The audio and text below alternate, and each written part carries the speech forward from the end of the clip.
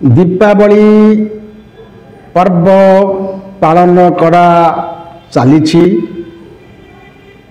यार विभिन्न कारण अच्छी एवं से कारण मध्यरु केतोटी विषय कहवा को जाऊछु।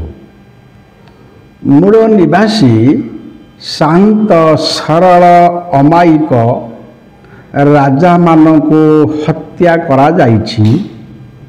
तत्सहित अधर्म उपरे धर्मर अंधकार उपरे आलोकर विजय दिवस बोली प्रचार और प्रसार करा जाइछि।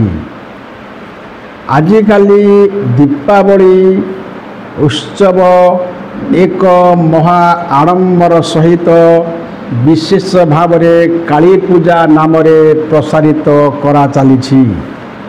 काली दुर्गांकर एक रूपांतर मात्र। मूल निवासी असुर राजांक निमंते उच्च वर्ग लोकंकर अनुरोध क्रमे दुर्गांकर आविर्भाव होइथिला।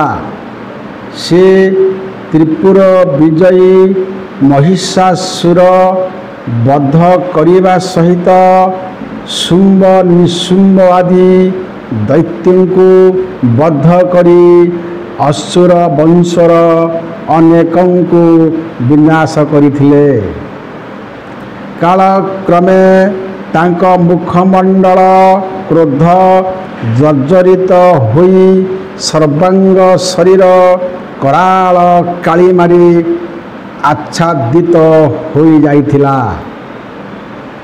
हस्तरे खड्ग खर्पर बेकरे छिन्न मुंड माल शोणित चक्षु उग्र प्रकंपित सर्वांग शरीर तांडव नृत्य समग्र मेदिनी प्रकंपित।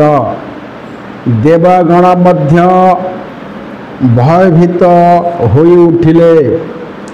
देवी को शांति कराइबा पई देवता माने शिव को अनुरोध कले और प्रार्थना कले।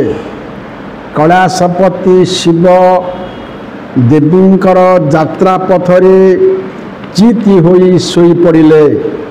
महाशक्तिमयी देवींकर प्रचंड पदाघात को सही नेले शिव। आश्चर्यित हेले देवी। किए एपरी शक्ति जीए तांको पदाघात को सही नेला। तल को चाही चमकी पड़िले।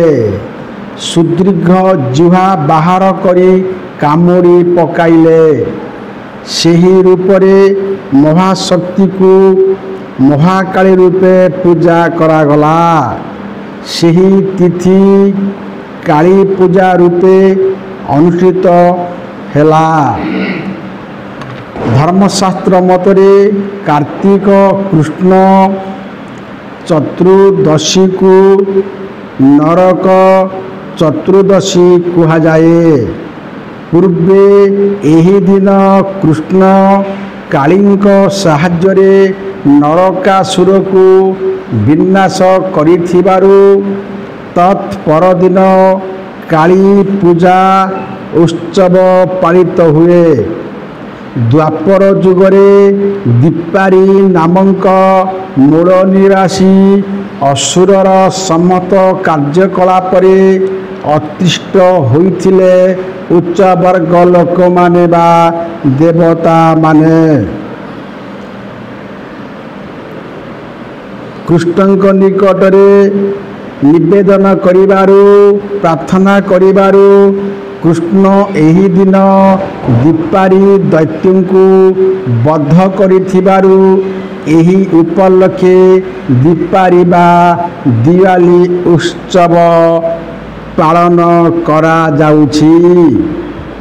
अन्य एक अर्थरे रामायण जुगरे वनवास समय रामचंद्र महान राजा ज्ञान दान समगुण परिपूर्ण रावण तथा तांको परिवार को हत्या करने सहित घरद्वार पोड़ीदेवा संगे संगे अयोध्या को परिवार सहित सैन्य मान को संगरे धरी फेरी अयोध्यावासीगण रावण तथा तांको परिवार हत्यारे आनंदित हुई निज निज घर को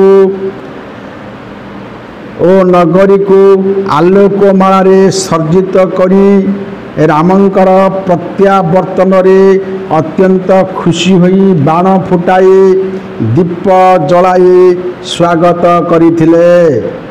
ସେହି ଦିନଠାରୁ ଦୀପାବଳି ଉତ୍ସବ ପାରମ୍ପରିକ ରୀତିରେ ପାଳିତ ହୋଇ ଆସୁଅଛି।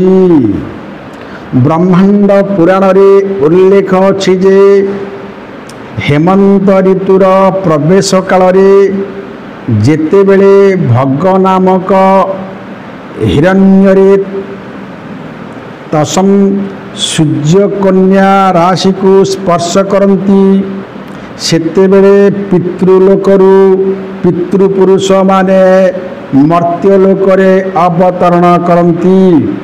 ସେମାନେ ସେମାନଙ୍କର ପୁତ୍ର ପତ୍ରାଦି ବଂଶଧର ମାନଙ୍କ ଠାରୁ ତିଳ ତର୍ପଣ ଓ ପିଣ୍ଡଦାନ ପାଇ कार्तिक अमावास्या रात्रि पुनश्च पितृलोक को प्रत्यावर्तन करी थांती।